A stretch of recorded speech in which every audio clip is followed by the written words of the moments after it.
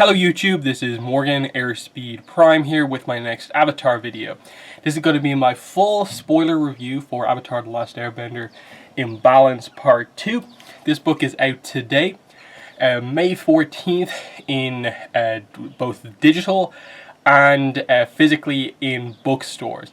The comic book store release date is tomorrow, May 15th, because comics come out on a Wednesday. But, you know, the book is out today, effectively.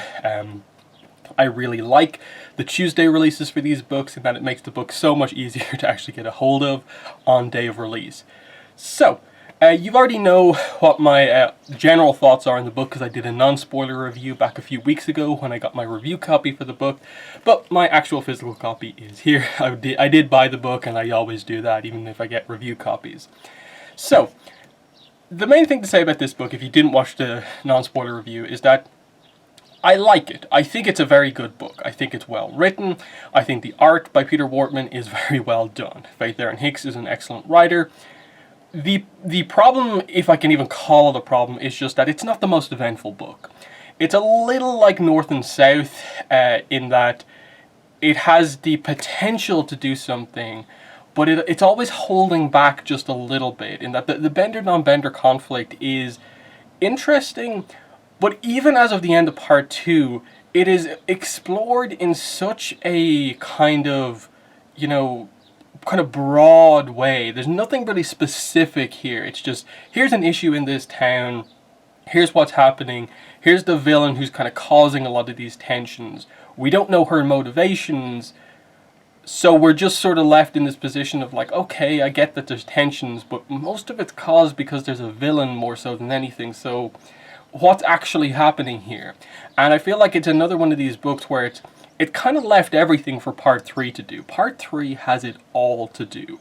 Both the resolution of the cliffhanger ending and exploring that whole side of things, resolving the plot, I suppose you can't resolve it fully, but like leaving the issue of this book in a somewhat stable position of some sort. It just feels like not enough happens in the first 2 parts, and suddenly everything then has to happen in the 3rd part. So I suppose the other way to say this is that I separated this into a non-spoiler review when I had the review copy before the book was released, and I said I'd do a spoiler review when the book was out. That's what this video is. What am I actually talking about in this video that I couldn't or didn't want to talk about in the first one? And when you really break it down, I'm talking about the cliffhanger ending to the book, which is basically the last page, and some specifics of scenes in terms of basically just showing you guys the panel of a scene happening. I don't think there's anything like particularly incredible in like the rest of the book in terms of big character moments, shocking reveals, or anything like that. So when it really comes down to it, it's the final page and like the return of Sookie, and then 1 or 2 fun Toph scenes is really all that there is, I think, to talk about. So let's start with Sookie and her arrival back into the story here. So she arrives about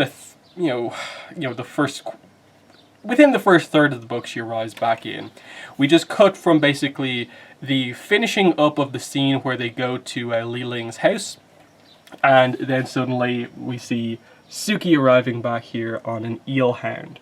And you can see here Sokka immediately runs over to her, hug, happy to see each other. Eelhound's there, the Eelhound likes Sokka.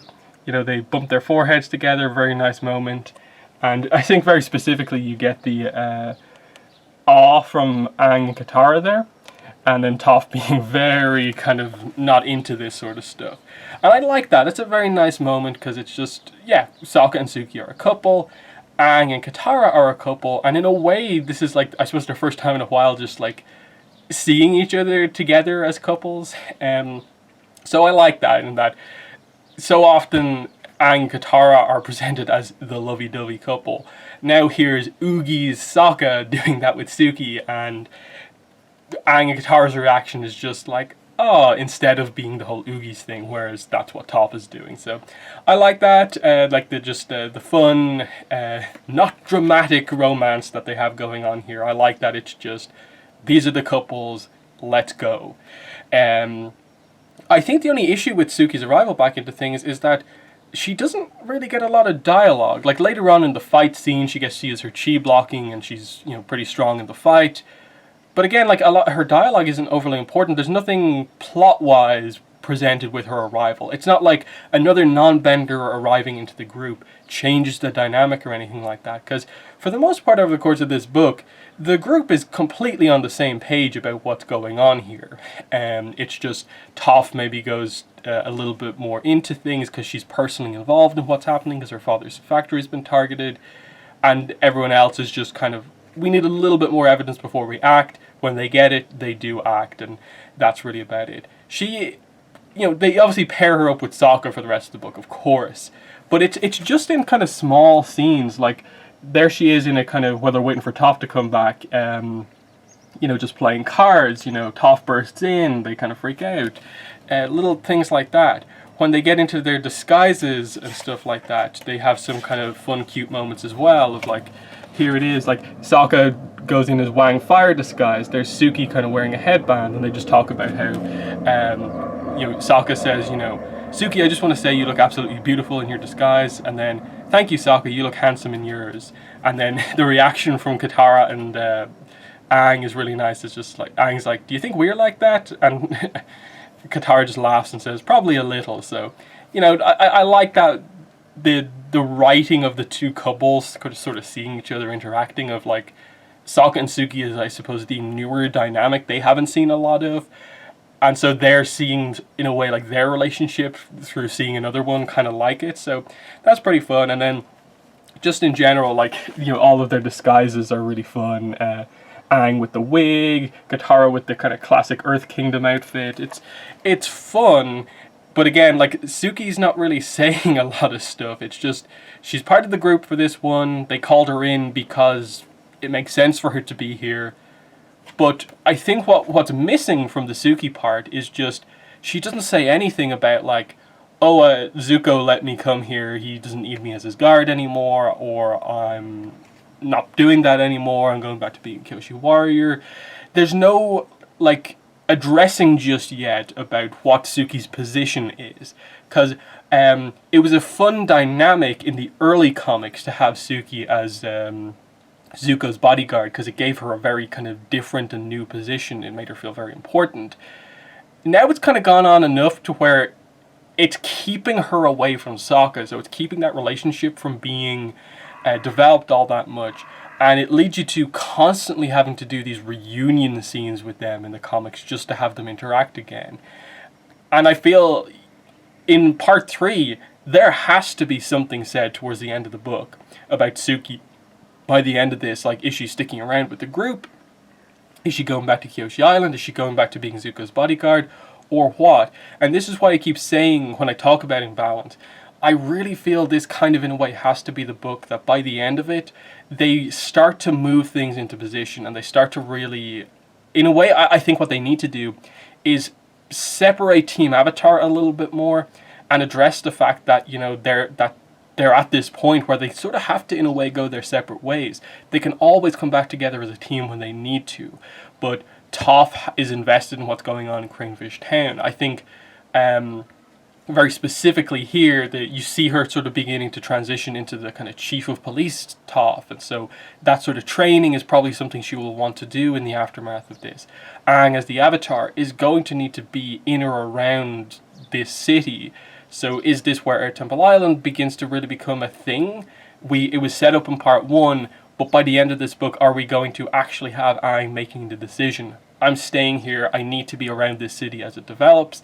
And then how will that work with, like, Katara in terms of, are you going to stay with me, Katara, or are you going to go back home? And then if Sookie doesn't have to be Zuko's bodyguard anymore, I think you could absolutely go some sort of a way where you have Sokka and Sookie travel together for a while.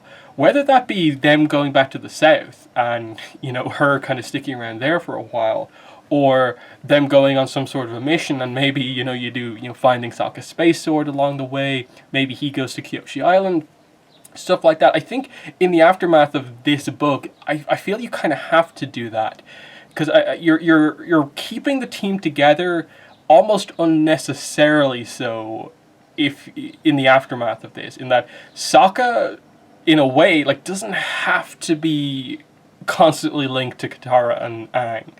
So because he needs the development to eventually get to being the leader, and he's not quite getting it here. Just being part of the Team Avatar, he has to, I think, in a way, go off on his own and kind of get that development there. But that's just thinking about the kind of bigger picture going into the future. But like I said, with Sookie, it's nice that she's here. I like the art for her and so on, and she really gets a chance to do some pretty cool stuff. Like her, you see her chi blocking here. Of course, she learned that from Ty Lee. And she's definitely one of the most powerful non-bender fighters for sure, and you see that skill on display here. It's just her arrival doesn't feel as special as it could be because they don't address some of the issues around like what she's doing. Is she just here for this? They don't even address that like really all that much of like, oh yeah, we called her here or anything like that. It's just she arrives and she's immediately part of the group, which is fine. We'll go to the last page now to address the big thing. So the main plot in this book is to get to, I suppose, a context for the ending. Is that from the preview pages we obviously saw, they go to Ling's house to see what's up. They just go there to just get some information. And she acts like the perfect host. She's like, oh, I'll absolutely help support these factories even though they're run by non-benders. She's saying all the right things. But during this, Toph is obviously sensing that they're lying. When Rue and Ling walk into the room, she absolutely senses that these were the two girls there during the action scene at the end of part 1. And so when they come out, Aang and everyone else feels like, okay, she was a bit like over the top, but she's going to help the non-benders, so it's not her. Toph just immediately reveals, yeah, she was lying, Ling was lying. And the setup with Toph's side of the story is that there's a little bit of a rivalry between her and Ling. Ling thinks she's the best earthbender. Toph, of course, thinks she is. But Toph manages to sort of impress Ling by showing off some metal bending. So Ling wants to learn metal bending from Toph, so they set up this kind of dynamic of, Ling wants to improve her skills by learning from Toph, and Toph is going to use this, I suppose, getting in cozy with the enemy here and try and get some more information. So she talks with Ling and basically plays the role. She plays it perfectly well of just like, oh, Ling's speaking a lot. She's definitely getting across this idea that she, is very pro-bender. She's not particularly happy about the way non-benders have been doing things in Cranefish Town. And Toph just naturally assumes the role of sort of playing along and being like, oh yeah, like Aang, like he's never been able to learn metal bending. I just hang around with him because I get free stuff from being near the Avatar. I don't really care about him all that much. I'm much more pro bender than he is, and Ling's like, oh cool, so do you want to come to the secret meeting? I'll give you the password. And obviously immediately Toph comes back to the group, knocks down the door, and it's just like, yes, she was like putty in my hands. I got everything I needed. So, Toph actually being a pretty good investigator. It's a fun part of the book in that Toph is definitely like the spotlight main character for this book in terms of doing some investigation. So this is where the idea of them going undercover comes into play. So everyone except Toph of Team Avatar goes undercover. That's why Aang wears the wig, Katara's in the Earth Kingdom outfit, Sokka's basically Wang Fire, and Sookie just has the headband on. Because I suppose most people aren't overly familiar that Sookie's part of the group, so she doesn't have to do as much with her disguise. But they go in. The password to get in is Imbalance, because that's the basic premise. So Toph is there with Ling as Ling gives her big speech.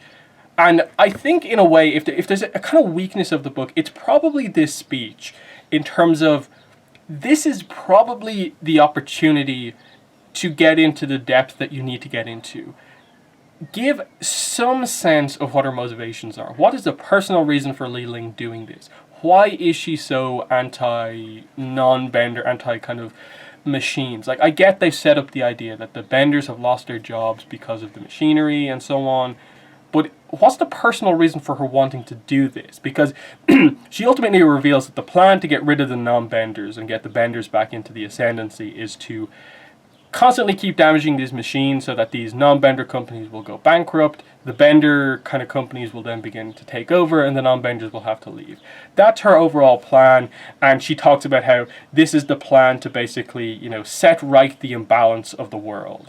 She said Cranefish Town will become a city that belongs to benders alone, and she has all these, supporters there of her. And obviously, the entire team is not on board with this. None of them at all. And Ling brings Toph up on stage and is actually like, this is really good, one of the Avatar's friends is actually on board with us. And then they turn to Toph and she's just like, yeah, actually no. And this is the I suppose the big moment is just this panel. Toph says, actually no, you're crazy lady and you're going down. By the power vested in me, by me, you're under arrest. And so you get your first look at, I suppose, Chief of Police Toph there, arresting people under her own authority. So that's pretty cool. But this is where obviously the big fight happens. Everything starts to break down.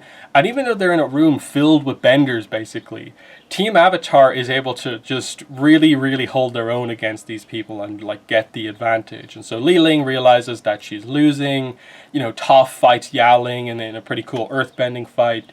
Sookie and Sokka kind of team up and do some great non-bender stuff. Aang and Katara team up and take out a lot of people. And so the result of this is that Ling gets chi blocked by Sookie.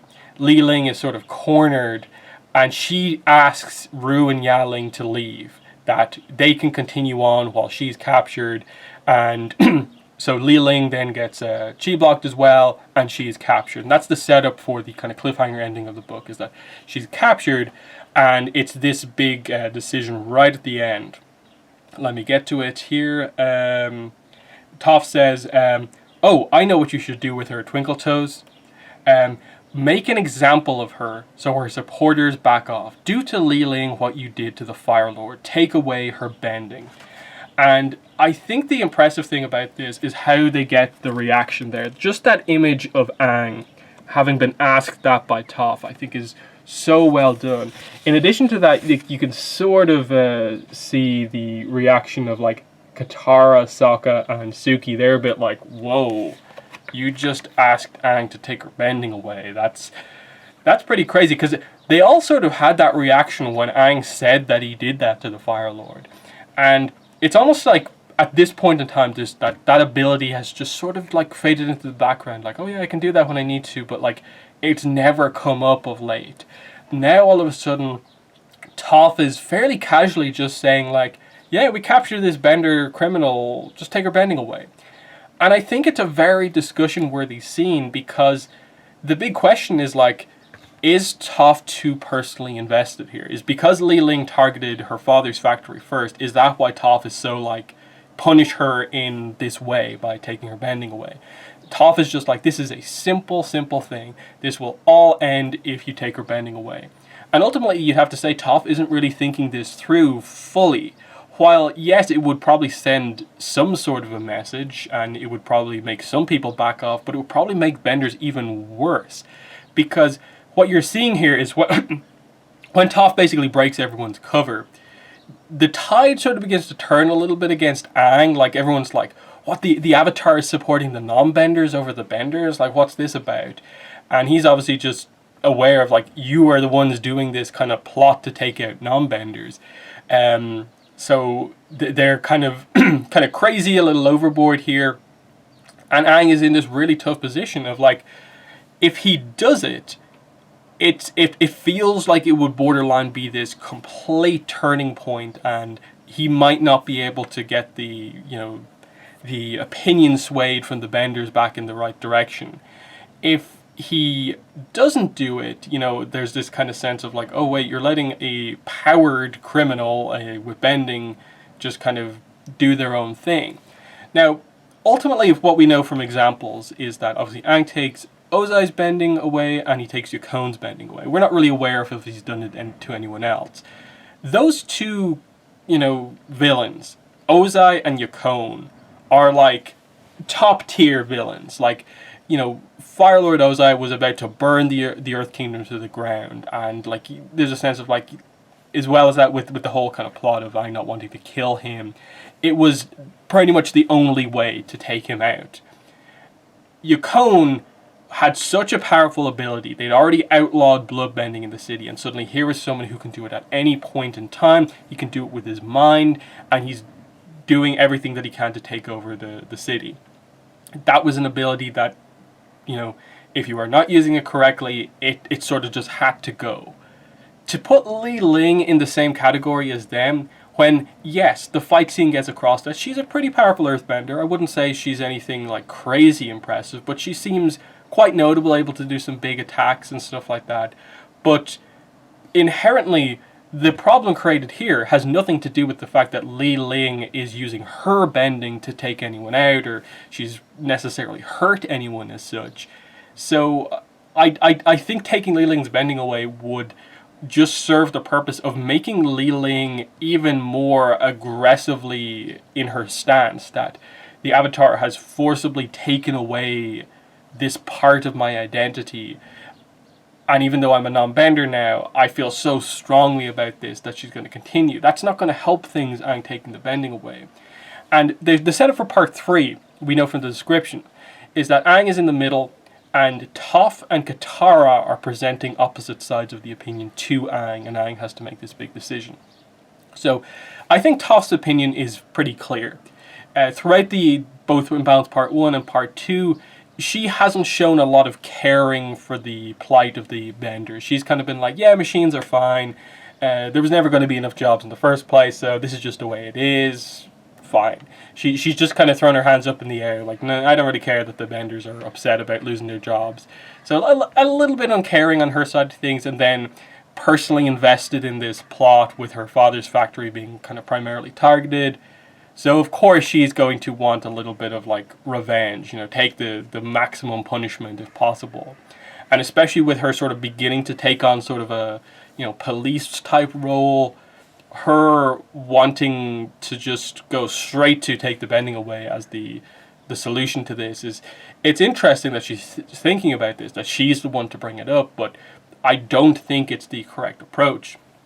And I think the approach Katara is going to take is going to be the bending is an extremely important thing to a bender. It is part of their identity. It is not just a martial art. It is an inherent ability that they were born with, and in a lot of cases it's extremely important. And so for Katara's perspective, her mother sacrificed herself to allow Katara to sort of live on as the last waterbender of the South. So there's a significance to her being a waterbender, that's like she's carrying on, like, you know, her mother's legacy in a way through it. And I suppose Katara is going to be almost getting across the idea of like what about you, Toph? Like, imagine your bending was taken away. That would affect you so much more than like most benders. If you had your bending taken away, that would affect like how you see the world. And it's going to be so interesting to see if they hit it in that way. I think that's going to be the approach. It's going to be Katara's presenting the emotional bending as a part of a person approach, and it's probably going to be Toph presenting the more of like, no, bending's more of a kind of like weapon. We're just taking it away in this case because it's a criminal. But like I said, how far will they go into addressing the idea of like Li Ling as a threat is mainly down to her planning ability more so than her bending. The people whose bending you might want to take away are the people who actually like did the damage.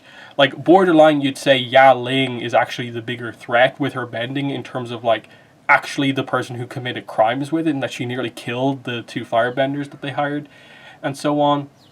So that's what makes it so interesting, in that Aang, what decision is he going to make? He obviously is going to know that like he was completely justified in doing what he did to Ozai, but now he's suddenly being presented with the idea of like, what happens when there is a situation where it's on the table that taking the bending away is an option, but it's not as clear-cut as the Ozai situation. And ultimately what I feel is that the way they'll probably do it will be that I don't think Li Ling will get her bending taken away, because I think it would create too kind of bad of an example. It would make things worse than they need to be. But that Aang will present something along the lines of, like, in this case, I'm not going to do it, but, you know, sort of like be aware that I will if anyone commits a crime to like this degree, that he puts it on the table that like it's not that he's never ever going to do it, but that in a very, very egregious example, he is going to be willing to do that. And I think it's going to have to be this thing that sort of is a middle ground, probably between Katara and, you know, Toph. Again, that's assuming, like, I don't know what Katara's opinion is on this. And that's sort of, in a way, the issue of presenting this issue right at the end of part 2, in that you have to present Katara's opinion, I suppose Toph's full opinion, Aang's opinion, and resolve it all in the last part while also doing all this other stuff. So, you know, I'll leave that there. You know, the podcast review that we'll have on the weekend will kind of go into that in a lot more detail. In terms of other stuff that's going on in the book, the other thing that comes to mind is I think it definitely makes Rue and Ya Ling into much more interesting characters with what they do. The dynamic between those two, and I suppose that family in general, is very interesting in that Rue is confirmed to be a non-bender in this book. I think that's very, very notable. And there's a few moments where it feels like Ya Ling and her mother take some like really kind of barbed shots at Rue, or that they don't realize that what they're saying about non-benders also applies to Rue. In that Ya Ling gets her bending chi blocked by Sookie at a point in the book. And what does she say here? Because it's really harsh. Oh yeah, Ya Ling is really shocked. This is obviously the first time she's been chi blocked. She's like, that girl, she took away my bending like it was nothing. Rue says, it's only temporary. Chi blocking doesn't last forever. Your bending will come back. And Ya Ling, sort of panicking, says, what if it doesn't? Then I'll be just like you. And Rue is just about to put her hand on her shoulder to just sort of like comfort her. But then Rue's kind of like because it's the way it's done, like the look on her face, like as she says it, then I'll be just like you, and she's really like resentful of some way. And what's interesting is like Rue's approach to this is not to be upset, is to get up and sort of take command. She's like, come on, let's go home. Mom let herself get captured so we could escape. We need a plan to get her back. And then earlier on in the book, it's when her mother is speaking, she says, we are worth more than non-benders. We will not stand by while they deny us our rightful place in the world. And Rue's response to that is like very kind of concerned. So there's definitely doubts here. Like, she's supporting her mother in all of this, but there's like her mission doesn't include me because I'm not a bender. So Rue is actually really interesting in what's going on here, in that, you know, I think there's another part actually earlier on in the book as well. Yeah, Rue kind of warns Ya Ling about, you know, I don't think it's a good idea for you to train with Toph. And Ya Ling just says, I don't care what you think. I want to learn metal bending, and this is how I get to do that. Don't tell Mom I'm meeting Toph. She's got enough to worry about with the rally tomorrow night. And Rue is just kind of like, oh, whatever you say, Ya Ling. Almost like she's a little afraid of Ya Ling. Even though Rue came across in like part 1 as being the more confident one, in terms of like the one in control, the best talker, the one able to sort of manipulate people. So I think that's very interesting that those two are suddenly the villains, the antagonists on the loose, that they're going to do something to sort of help free their mother. I really, really want to know what the deal is with that family. And I think this is going to be the most telling point going into the last part. If there's no reason for Li Ling doing this, then it's just Gilak kind of 2.0 in a way. Like, very interesting potential ideas, but they really do nothing with it. If they present a personal reason and it's well done, I think she'll go down as a very interesting villain. Because if it relates to potentially something that happened to the father, whoever Li Ling's husband was, whoever is the father of Rue and Ya Ling, that could be very interesting, depending on like if he was a bender, if he was a non-bender, and whatever happened in that way. like the only like hint about backstory for the family is that I think Ling mentions early on in the book that she is from a small town near Cranefish Town, but that she spent most of her adult life in Bossing Say and came back here when the war was over to start her business. Yeah, I grew up in a small village not far from here. When I was a child, this region was mostly pristine wilderness. So, you know, interesting enough, but I think they made a slight mistake in this book of not really making it all that personal. Like, even Li Ling's big speech at the rally is, it's just sort of like typical benders are better than non-benders thing. And that's really all there is. Like, but why? Why is the most important question in all of this? So, I think that's most of what I want to talk about in this spoiler review. Like I said, the thoughts on the cliffhanger ending of just Toph out of nowhere asking Aang, take her bending away. That's what we do.